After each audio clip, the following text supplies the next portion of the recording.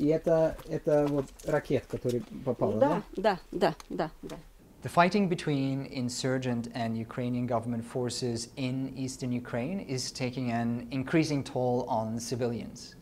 Unguided rockets apparently launched by Ukrainian government forces have killed at least 16 civilians and wounded many more in insurgent-controlled areas of eastern Ukraine.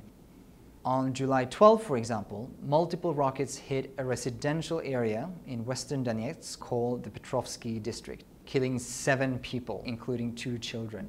Ну, гул пошел, и пошел обстрел. Там уже, знаете, как-то было не до этого, потому что закрывались вот так вот, прятались, на пол падали, потому что все это дрожит, стекла эти летят, сыпятся на нас. In another attack the same day, multiple rockets hit another residential area just outside of Donetsk, killing 6 civilians. Human Rights Watch investigated the weapon remnants that we found at the attack sites, and we were able to identify the rockets as Grads. These rockets are 3 meters long and can usually hit up to 20 kilometers away. Grad rockets are notoriously imprecise weapons that shouldn't be used in populated areas. These unguided rockets, first, they cannot be targeted accurately, and in addition, Grads are often fired in salvos from multi-barrel rocket launchers. That means that they will affect a large area, and if there are civilians in that area, they are likely to get hit. Это надо было просто выйти, когда я вышла с подъезда, когда я увидела этот ужас, понимаете, рядом дом, нету вообще квартиры, вот это на 2-м этаже, рядом дом, все в осколках, рядом деревьев, это ничего нету, детская площадка, все вот это вот так вот все, ну понимаете, это просто пережить невозможно. Тот же день, сразу, только началась бомбежка, мне прямым попаданием в дом. Дом разнесло, нас нету дома. Так, сразу первая бомбежка.